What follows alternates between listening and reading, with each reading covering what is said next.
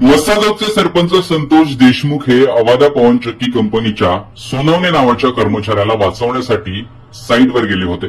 तिथे सुदर्शन घुलेसह आलेल्या काही व्यक्तींसोबत त्यांचा वाद झाला. हा सर्व खंडणीचा प्रकार होता. त्यातूनच पवनचक्कीच्या त्या साईटवर घुलेसह आरोपी आले होते. पण सोनवणे हा कर्मचारी गावातला होता. त्यासाठी संतोष देशमुख आणि गावकरी आले आणि तिथे त्याच आरोपींना मारहाण झाली होती. त्यानंतर हे प्रकरण पोलिसात गेलं.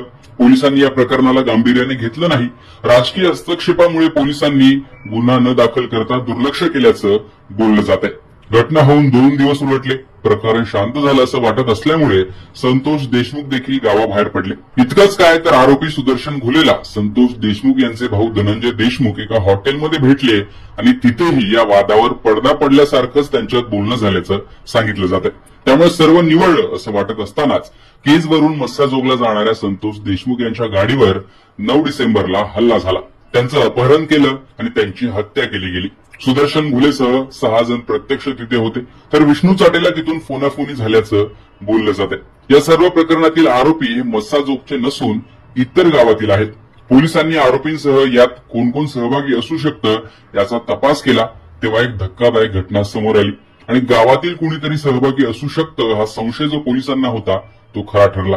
ज्या पद्धतीने हे सर्व घडलं त्यामुळे संतोष देशमुख यांचा कोणीतरी पाठलाग करत होतं का, कुणी त्यांच्यावर वॉच ठेवून होतं का हा संशय व्यक्त केला गेला आणि अखेर तो व्यक्ती मस्साजोगचाच असल्याचं समोर येत आहे. सुदर्शन घुलेचा सहकारी मित्र सिद्धार्थ सोनवणे याने देशमुख यांचे लोकेशन आरोपी घुले आणि अन्य साथीदारांना दिल्याचं समोर आलं आहे. हत्येच्या दिवशी केज शहरातून सरपंच संतोष देशमुख हे गावी मस्साजोगला निघाले असता सिद्धार्थ सोनवणे याने सुदर्शन घुले याला लोकेशन दिल्याचा संशय पोलिसांना आहे. हाच सिद्धार्थ सोनवणे हत्येनंतर झालेल्या रास्ता रोको आणि संतोष देशमुखांच्या अंत्यविधीच्या कार्यक्रमात देखील उपस्थित होता.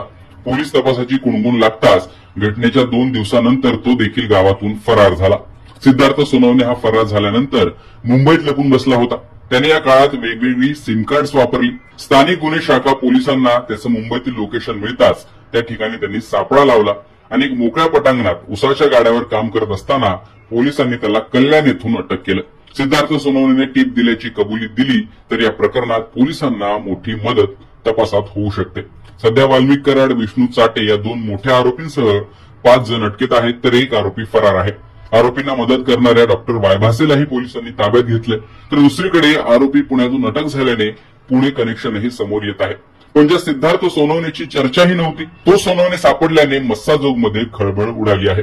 एका सोनवणेला संतोष देशमुख यांनी वाचवलं, त्यासाठीच ते गेले होते आणि या पवनचक्कीच्या प्रकरणात ते ओढले गेले. तर दुसऱ्या सोनवणेने संतोष देशमुख यांची टीप देऊन त्यांनाच अडकवलं असंच दिसून येतं.